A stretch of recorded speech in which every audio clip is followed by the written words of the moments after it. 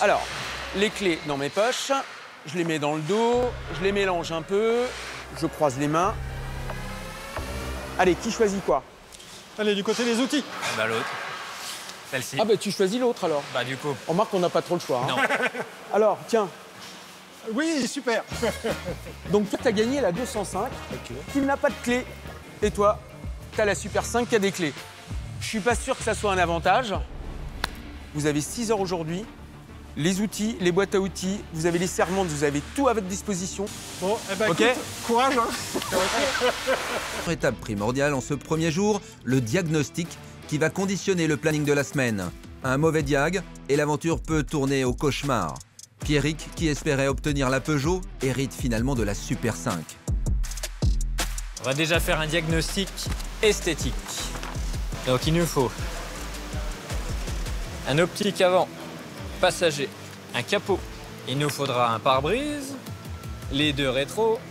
Et les pneus sont actuellement, ouais, les pneus sont morts. On va essayer de les regonfler, mais j'y crois pas trop. Il nous faudra un haillon arrière avec 2 optiques arrière. L'essuie-glace c'est encore bon. Une jante. L'intérieur est relativement complet. Méthodique, Pierrick est pointilleux et précis. Il continue sa liste des courses tranquillement. Au niveau mécanique, ça a l'air relativement complet. Il y a une légende qui dit que Renault, tous les jours un bruit nouveau. Donc, je suis pas fan dès le départ. On va voir. Peut-être que c'est trompeur. Donc déjà, il n'y a rien qui s'allume. D'accord, on n'a pas d'embrayage. La boîte a l'air de passer. Le frein à main ne bloque pas. Le volant est libre. Apparemment, il n'y a pas de jus à la batterie. Donc on va déjà tester la batterie. Le fil rouge sur le bouton rouge, le fil noir sur le bouton noir. Donc déjà la batterie, il n'y a pas de voltage à la batterie. Donc déjà la batterie est naze. Sur le pont d'à côté, Hervé est lui aussi en plein diagnostic. Et le premier constat peut faire peur, sachant surtout que le véhicule doit rouler à la fin de la semaine. Bon, c'est sûr, il y a une aile, une portière, 2 portières. Oh là, il y a aussi un capot qui est bloqué. Bon, assurément, il y a une jante. Allez, on va peut-être réussir à sauver une portière. Bon, on va aller voir à l'intérieur maintenant. Par contre, est-ce que j'ai la clé de cette voiture? Ben non, c'est pas bon signe ça si j'ai pas la clé de cette voiture. qui dit pas de clé, dit sûrement un Lehman. Dans l'habitacle, dans le moteur, Pierrick est partout. Et c'est vrai que faire cela tout seul est une épreuve. Du coup, je récupère le câble. On le raccroche ici. D'abord dans le logement. Comme ceci. Avec le verrouillage. Puis dans la butée.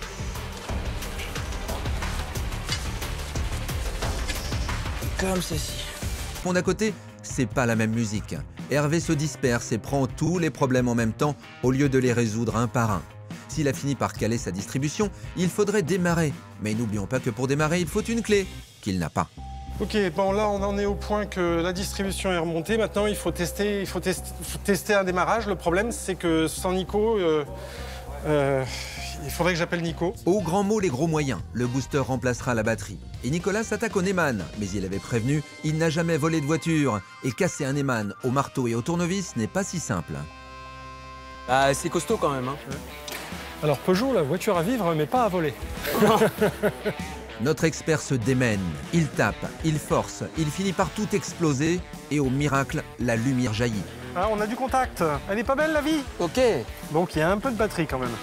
Bon, on a réussi à choper du contact. Bon, Hervé, non, ça marche pas au tournevis. C'est trop costaud ou trop faiblard. Ouais. C'est-à-dire que le tournevis rentre bien, mais dès que tu tournes, tout le support en aluminium autour explose. En tout cas, on a du contact. Le moteur n'a pas tourné, mais on a du contact. Écoute, on va démonter le Neyman. Démonter. Voilà. Et on va en mettre un autre. Ok. OK? Coup dur pour Hervé, qui ne pourra vraisemblablement pas démarrer sa voiture ce soir. Il va lui falloir trouver sa donneuse et un Neyman fonctionnel. Les mains tatouées de Pierrick s'activent sur la batterie. Booster et câble branchés, il tente un second démarrage. Déjà, on a du contact. Le démarreur fonctionne.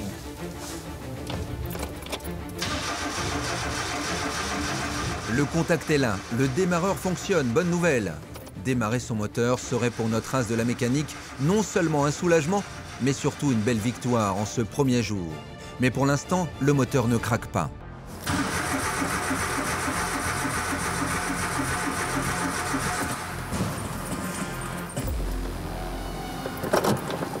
Tous.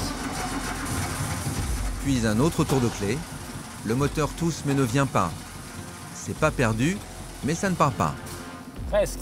Allez, encore un essai. La façon dont elle tourne, Aïe. soit un décalage, soit des bougies cramées, soit les fils de bougies, tête d'allumeur, doigt d'allumeur. Mais déjà, elle cherche. Non, mais là c'est bien, parce qu'elle a déjà, entre guillemets, tout sauté. Oui. Donc, je pense que l'allumage est vraiment dans les choux. Donc le fait que ça tout saute, ça signifie donc que c'est pas pour autant que la carburation est bien réglée. Mais c'est déjà qu'il y a une première victoire, c'est que c'est plus du côté électrique, donc du côté de l'allumage, que du côté alimentation en essence. Mais il faut vraiment qu'elle tourne pour éliminer tous les soucis.